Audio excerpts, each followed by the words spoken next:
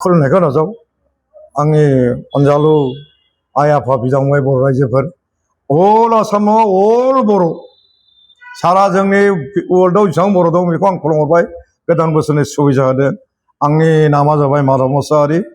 आं धेमाजि डिस्ट्रिक्ट जुनाय समस्तिनि आरो न'आ जाबाय सिलाफोथाराव। गतिके आंनि मबाइल नम्बरा जाबाय 9957386344। आं अनेक बोसोर जाबाय 1982-83 माने आं पलिटिक्सआव ओंखारबोदों। गतिके दिनैसिम साक्सेस जायाखै।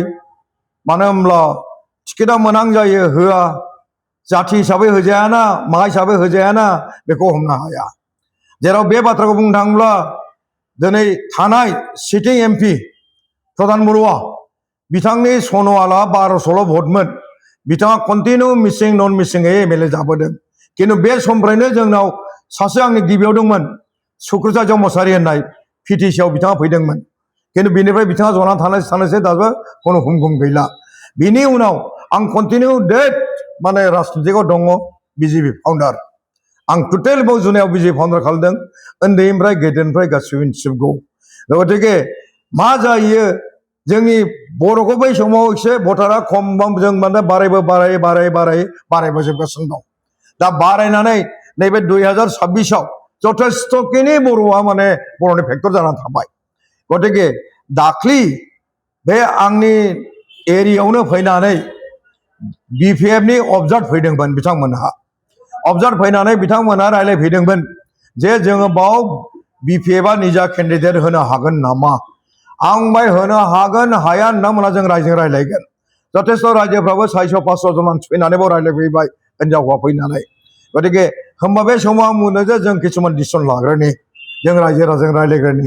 मानो होनबा एबार फेक्टरा बर'नि, हारसा बर' बयबो बुंगासिनो जे बर'नि फेक्टर दं। मानो होनबा बर'नि समस्याखौ किसुमान जों समाधान खालामनो हायाखै, बाव सुफुंनो हायाखै। मानो होनबा अबेबा गामियाव बर' गामियाव दिनैसिमनि दानि सिटिं बिधायक गुबुन फेगआव हाबफेराखै। माथ्र बियो लामा खाथि जिङावल' थाङो आरो फैयो। बे माने बर' बिथोरा गामियाव हाबफेराखै। खिन्थु आं कन्टिनिउ डेट माने दैनिफ्राय अरनिफ्राय लानानै आङो जेरावबो माने खुनु जाथि गथ' खालामा। हिन्दु मुस्लिम खुनु माने धर्म सर्म जेनु बिबेक गैया। बे हिसाबै आं खुनु उन्दै माबानिफ्राय बोसोरे मावबोगासिनो दं। दा बे हिसाबै जोंनाव मा जादों, जोंनाव माने जाथिनि थाखाय मोनसे निजा देग्लाय नैबे 2026आव जुदि केन्डिडेट जुदि जोङो बर' सासे होनो हायोबा, हय जुदि दा बेखौ दस्रा पार्टिया गिनानै दङ जे बिपिएफआ होयोब्लाबो ओरैजाय बिजेपिया गिनानै दं, इउपिएलआ होयोब्लाबो ओरै बिजेपिया गिनानै दं। मानो होनबा फेक्टरा जानानै दं बर'नि। दा बे बर'नि फेक्टरखौ लानानै मानो होनबा बर'नि गेजेराव खेलिमेलि खालामालासिनो जुदि मोननै हानजाया सोरबा जुदि बाव मोजां रिकुवेस्ट खालायनानै जे सासे बर' थिखांनि होनना बुङोब्ला जों बर' सासे बिधायक मोनो। मानो होनबा कन्टिनिउ डेट एमएलए जानाय एमपि जानाय मिस्टार प्रधान बरुवायानो जाबाय मिसिं अनामिसिंनि माबाखौ लानानैसो बियो माने गेलेबोनाय दाबो दङ। गतिके किसु समस्या जोंनाव बाव अनेक फरायनायबो जाबाय। बिसेस करि आंनि धेमाजि डिस्ट्रिक्टआव बिसेस करि नैबे सिलाफोथार एरियायावनो एमएससि एमएलएलबि माने जिअल'जि होननाय गथ'फोर माने बिएससि अनेक दंसै। खिन्थु दासिमबो बिसोर साकरि क्वालिफाइड जायाखै। बिथांमोना मा जाखो इन्टारभिउ होयै हैरान जाजोबलांबाय। सासेबो गैया दासिमबो निल। गतिके जोङो बर' रायजो राजाफोरखौ आरो मानो होनबा बे रादाबजोंनो सारा जोंनि बर'लेण्डआव बे रादाबानो जाहाथे एसे सुफुंहैयोब्ला जे जोंनोबो सासे बर' बिधायक नांगौ, सासे एमएलए नांगौ होननानै सानोब्ला बिथांमोना रायज्लायनायनि दाबो मास मोनब्रै सम दं। जानुवारि फेब्रुवारि मार्च एप्रिलावसो जाहैगोन। माने एप्रिल बिहुनि एसे सानसे आगोलावसो बिसोरो रेगुलार होगोन। गतिके जोंनाव दासिमबो गोरों गोराफ्रा बिथांमोनहा जोंनाव मोननै स्ट्रं पार्टि दं। बिथांमोनखौ दाबो जों रिकुवेस्ट खालामो। मोनसे जाबाय बिपिएफ, मोनसे जाबाय इउपिएल। गतिके बिथांमोना जुदि सिन्था खालामनानै जेराव जुदि बर' देरहायोब्ला जिखिजाया पार्टिया फैथोंसै सासे बर' एमएलए जायोब्ला बे भाबखौ लाहैयोब्ला जुदि जोङो सासे बर' एमएलए देग्लाय बेनिफ्राय हरनो हायो। मानो होनबा जोंनि दावराव दावसिया जाथिया जाय एमएलए जायो बे जाथिनि थाखाय मावखाथारनांगोन। बेखौ जों बाव जों किसुमान बारा गोजौआव लांनाया बांसिन जाबाय। सोरबा सासे एमएलए जायोब्ला बे बर'नि थाखाय मावखाथारनांगोन। बे मावनाय बाथ्राबो गैया रायजोफोर। बे मोनसे राजनितिकसो। गतिके जाय मानसिया राजनितिकआव हाबदों बे राजनितिक हान्जायैनो थांगोन।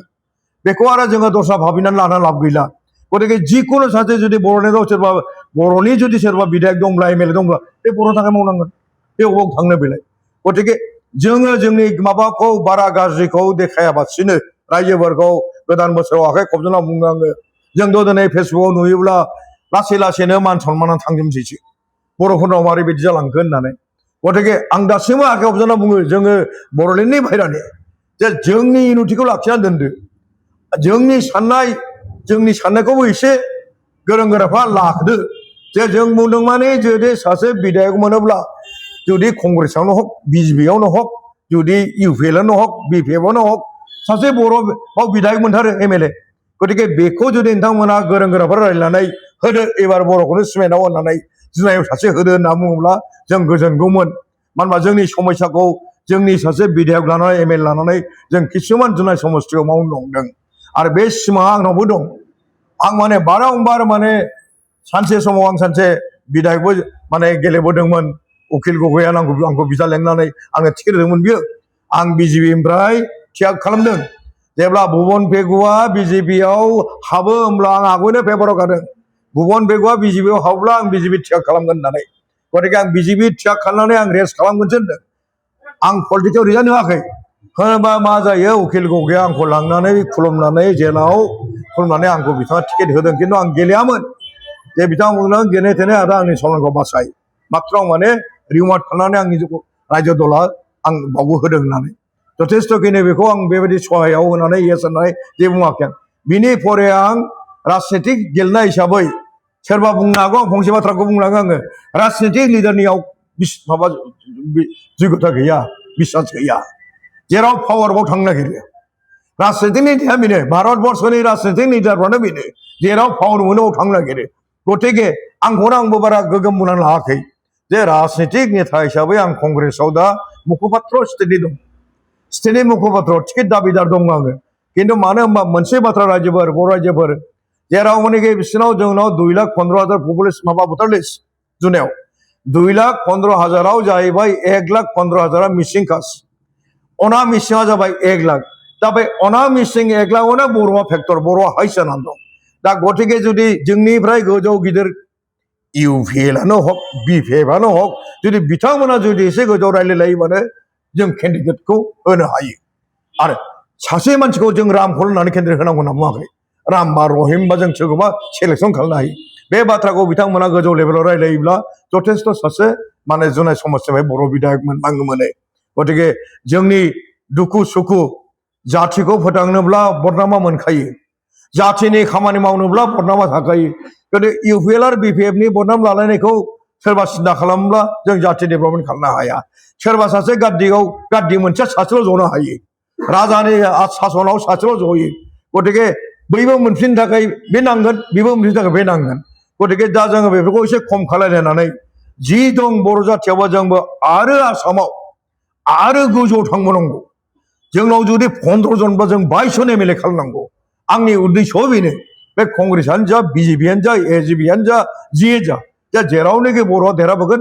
बाव बर' केन्डिडेटखौ होनांगौ आं बेखौ गोरों गोरा बिथांमोनखौ रिकुवेस्ट खालामहरो जाहाथे बेबादि बाथ्राखौ जोंनि जुनाय समस्थिनि खोथाखौ लानानै एसे बिथांमोना डिसकास खालामो होननानै आं बिथांमोनाव रिकुवेस्ट खालामो आरो जोंनि जिथु दा बर'नि समस्या जिथु दैदेनगिरिफोर बिथांमोना जाहाथे जाथिखौ खौसेनो आं फंसे लाइनाव मोनसे बाथ्रा बुंनो हादों जे जायनि बर' लिडाराव बेबो बर'नि थाखायसो मावनो नागिरखायो बे गवा बियो आं गाबोन जुदि कंग्रेसनि एमएलए जाबाबो आं बर'नि थाखाय मावनांगोन बाध्य जागोन गतिके प्रतिजन लिडारा आसामनि लिडारा आसामनि थाखायसो मावनो नागिरो गतिके बदनामा थायो ब्लेमा थायो बेफोरखौ सिन्था खालामबासो जोङो जाहाथे जोंनि खोथाखौ सिन्था खालामनानै गोरों गोराफ्रा बिथांमोन हाइकमान्डआव थानाय मानसिफ्रा एसे सिन्था खालामलायोब्ला जोंनि जुनाय समस्थियाव अनेक माबानानै दङ मानो होनबा जोंनाव साख्रिनि खेथ्रआव फरायनाय अनेक जाबाय जुनाय समस्थियाव अनलि फर जुनाय समस्ति धेमाजि डिस्ट्रिक्टआवनो अनेक फरायनाय दं दा अनेक दंसै धेमाजि डिस्ट्रिक्टआव नै दाख्लै थांनाय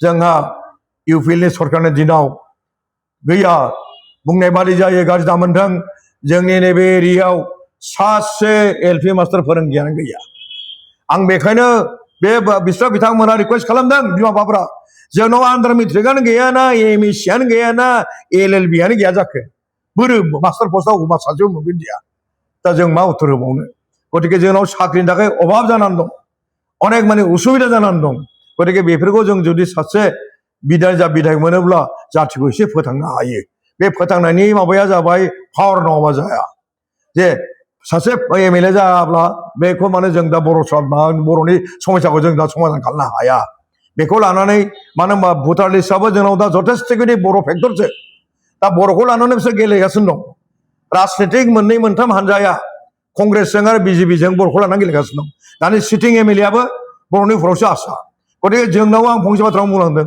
जेरावनोखि प्रधान बरुवा बिथाङा जेब्ला एमएलए जायो होमब्ला मारो 1200 भट दंमोन सनारफोरना बिथाङा कन्टिनिउ डेट एमएलए जानो दाबो एमपि जागासिनो दं बिथांनि गेमानो जाबाय मिसिं अना मिसिं गतिके जों सासे जुदि बर'खौ सापर्ट खालामनाय मानसि दङ बर'खौ अनेक जाथिया सापर्ट खालामो बर'आ सासे सिदा जाथि सयथ' जाथि होननानै गतिके आं बेखौ बुंनानै बे रादाबजोंनो किसुमान गोरों गोराखौ आखाइ खबजानानै आं बुंहरो जाहाथे जोंनि जुनाय समस्तिनि खेत्रखौ एसे बे रादाबजों नोंथांमोनखौ लोगो मोननो हाबाबो बे रादाबानो जाहाथे नोंथांमोनाव खोनासंहोनानै नोंथांमोना एसे रिप्लाइ होयोब्ला अनेक आं गोजोननाय मोनगौमोन आरो जोंनि जुनाय बाखि धेमाजि डिस्ट्रिक्टनि रायजोफ्रा अनेक गोजोननाय मोनगौमोन बेखौ बुंनानै आं गोदान बोसोरनि नोंसिनाव गोजोननाय थाथोंसै बयनावबो